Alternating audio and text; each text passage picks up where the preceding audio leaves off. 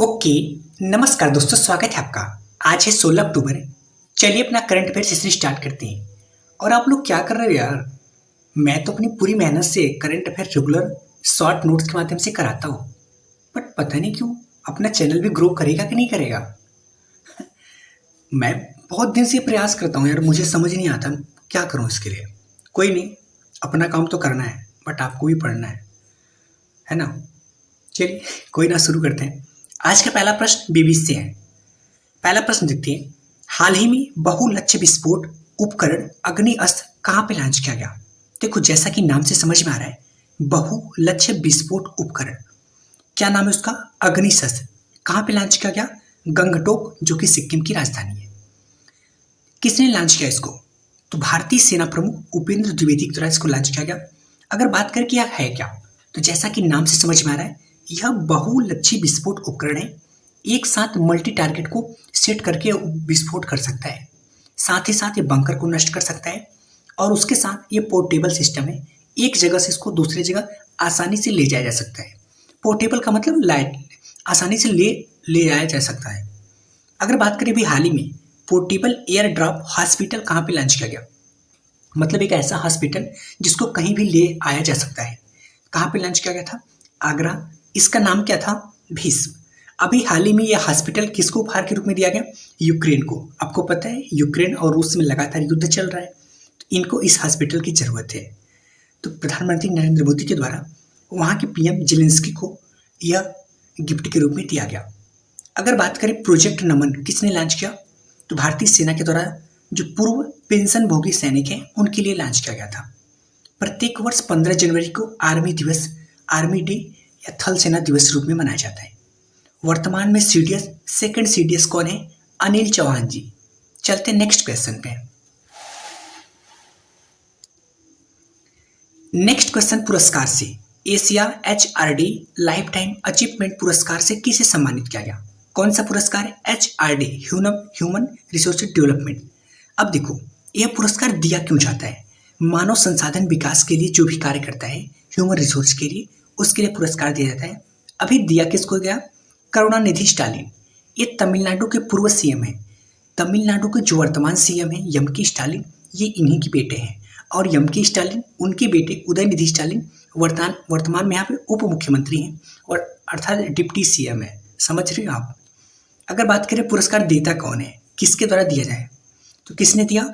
HRD Congress के द्वारा, जिसका हेडक्वार्टर कुआलालंपुर मलेशिया में स्थित है। अगर बात करें, अभी वर्ल्ड में एक टॉप पुलिस ऑफिसर का रैंक जारी किया गया। उस टॉप रैंकिंग में अपने देश के आईपीएस प्रीतिपाल कौर, जो कि नागालैंड में वर्तमान में पोस्टेड है, इनको शामिल किया गया। यह है कहाँ के? ये हरियाणा के है ना। चलते नेक्स्ट क्वेश्चन पे। नेक्स्ट क्वेश्चन हमने सम्मेलन या समारोह से लिया हुआ है। हाल ही में ITU WTSA 24 सम्मेलन कहाँ पे प्रारंभ किया गया?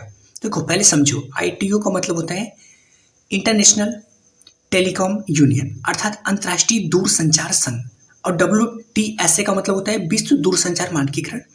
इन दोनों का भी सम्मेलन हुआ, और सम्मेलन हमारे लिए इम्पोर्टेंट इसलिए हो जाता है क्योंकि यह सम्मेलन भारत में पहली बार हुआ, भारत की न्यू दिल्ली में। समझ गए?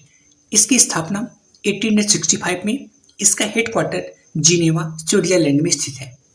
चलते हैं नेक्स्ट क्वेश्चन पे। नेक्स्ट क्वेश्चन हमने खेल से लिया हुआ है। भारतीय क्रिकेट टीम ने किसके विरुद्ध T20 का दूसरा सबसे बड़ा स्कोर बना दिया? जो क्रिकेट प्रेमी होंगे उनको तो ये पता ही होगा। अभी T20 का मैच चल रहा था इंडिया और बांग्लादेश के बीच में। पहली बार इंडिया का सर्वाधिक सबसे बड़ा स्कोर और पूरे विश्व का दूसरा सबसे बड़ा स्कोर 297 रन बना दिया गया। किनके विरुद्ध? इंडिया ने बनाया बांग्लादेश के विरुद्ध। कहाँ पे मैच चल रहा था? अपने ही देश राजीव गांधी क्रिकेट स्टेडियम, जो कि हैदराबाद में स्थित है। अगर बात करिए तो दूसरे नंबर का हो गया। अब भारत का लेकिन सर्वाधिक है। पूरे विश्व में सबसे ज्यादा रन किसके विरुद्ध बनाया गया?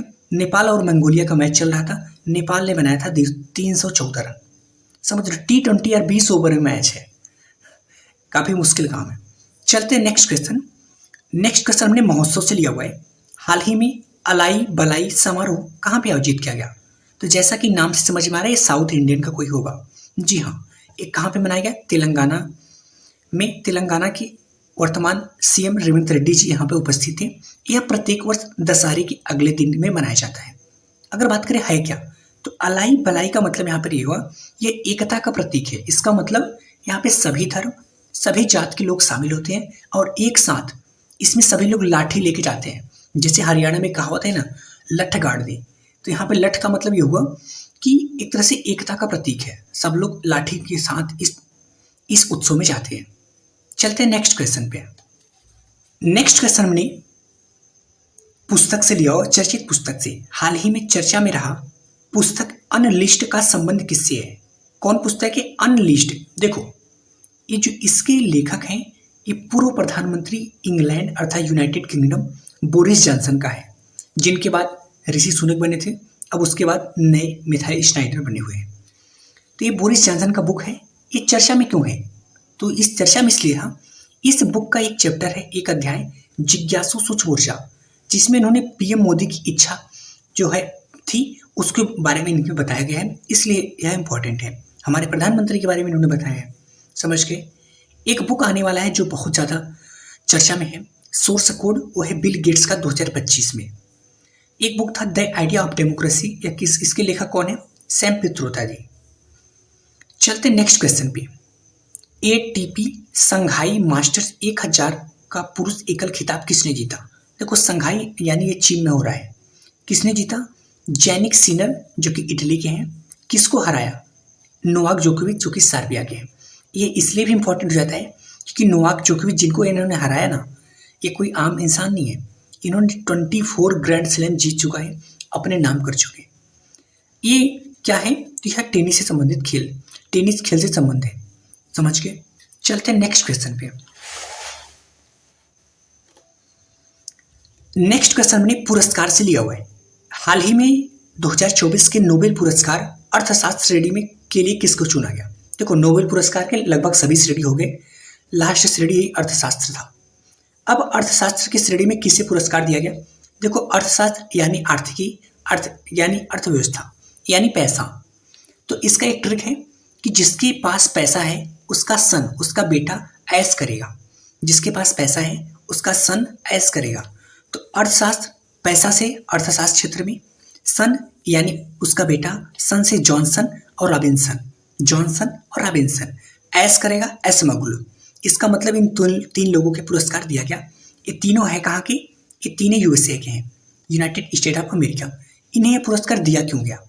ये इन तीनों के द्वारा अलग अलग राष्ट्रों के मध्य आर्थिकी समृद्धि के अंतर को समझाया गया है। आर्थिक समृद्धि मतलब कोई भी देश किस तरीके से विकास किया जा रहा है और सभी देशों के बीच का अंतर क्या है, इसको समझाया है, जिससे लोगों को तुलना करने में आसानी होगा और अपने देश का विकास कर सकेंगे। देखो, जो अर्थशास्त्र में नोबेल पुरस्कार दिया जाता है, इसकी शुरुआत शुरू से नहीं हुआ था, क्योंकि नोबेल पुरस्कार तो 1901 में शुरू हो गया था, बट इसकी शुरुआत 1968 में हुआ और पहली बार 1969 में दिया गया था। किसको दिया गया था? वो थे रैगनर फ्रिज और जेन टिम्बरजन को, इन दोनों को दिया गया था। समझ के क्या अपने भारत में अभी तक अर्थशास्त्र के क्षेत्र में किसी को पुरस्कार दिया गया? जी हाँ, पहले भारतीय थी अमर्त्य सेन, जिनको 1998 पुरस्कार दिया गया था। किसके लिए? लोक कल्याणकारी कार्य करने के लिए। इन्होंने मानवता गरीबी को संदर्भित किया गया। देखो, दो प्रकार की गरीबी होती है, एक आय गरीबी, एक मानवता गरीबी, सामाजिक गरीबी। आय गरीबी जो पैसा कमाने से दूर हो जाएगा, सामाजिक गरीबी जिसमें शिक्षा, स्वास्थ्य, चिकित्सा, इन सब की गरीबी एक निचले स्तर पे बहुत स्थिति खराब होती है। चलते हैं नेक्स्ट क्वेश्चन पे। नेक्स्ट क्वेश्चन हमने दिवस से लिया हुआ है। हाल ही में विश्व मानक दिवस 2024 कब मनाया गया? देखो, विश्व मानक दिवस प्रत्येक वर्ष 14 अक्टूबर को मनाया जाता है। इस बार का थीम क्या है? तो देखो, मानक का मतलब स्टैंडर्डाइजेशन, बेहतर दुनिया के लिए साझा दृष्टिकोण को शामिल करना। साझा का मतलब क्या हुआ? देखो, स्टैंडर्ड का मतलब क्या हुआ? अपने देश के लिए कुछ आप कुछ अलग चीज़ बना दो, कोई दूसरा देश अलग बना दे, तो फिर आप साझा नहीं बना सकते। तो पूरे विश्व के लिए एक साझा दृष्टिकोण, एक मानक तैयार करना, एक स्टैंडर्ड बनाना, जिसको आइडियल कंडीशन भी बोला जाता है। एक संस्था है ISO, इंटरनेशनल स्टैंडर्डाइजेशन ऑर्गेनाइजेशन, अंतर्राष्ट्रीय मानक संस्था। इसकी स्थापना 1947 में, इसका हेडक्वार्टर जिनेवा स्विट्जरलैंड में स्थित है। समझ गए? एक दिवस 13 अक्टूबर को और मनाया जाता है आपदा जोखिम न्यूनीकरण दिवस। जो आपदा जोखिम है उसको कम कैसे किया जाए, इसके उपलक्ष्य में 13 अक्टूबर को मनाया जाता है। चलते हैं नेक्स्ट क्वेश्चन। नेक्स्ट क्वेश्चन मैंने खेल से लिया हुआ है। एशियाई टेबल टेनिस चैंपियनशिप 2024 में कांस्य पदक किसने जीता? कौन सा खेल है? देखो, ऐसा करने वाली पहली महिला थी, इसलिए हमारे लिए इंपॉर्टेंट है। एशियाई टेबल टेनिस, कौन सा टेनिस है? Table tennis. अहिका और सुतीर्था, जो कि पहली भारतीय महिला है, इन्होंने कांस्य पदक जीता। इसके पहले इस पे कोई भी पदक नहीं जीता गया है। ये टेबल टेनिस चल कहाँ पे रहा था? इसके होस्ट कौन था? अस्ताना, जो कि कजाकिस्तान। इस बार 27वें क्रम का था। अस्ताना में एक अभी और बैठक भी हुआ था, SCO का बैठक, जिसके नया सदस्य बेलारूस बना। समझ गए? ओके दोस्तों, यार आप लोग भी तो कुछ करो।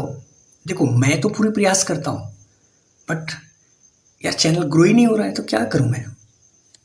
कोई ना, प्रयास करो। देखो, पढ़ना जरूरी है और सही चीज़ पढ़ना जरूरी है, नहीं तो फिर समय चला जाएगा, समय निकल जाएगा, कुछ नहीं होना है। और जब आपका कुछ नहीं होगा, मैं तो सच बता रहा हूँ, आप कितना भी जानते रहो, कोई महत्व नहीं है आपका। ठीक है, इसलिए समय की कद्र करो। ठीक है, चलो चलते हैं, बाय।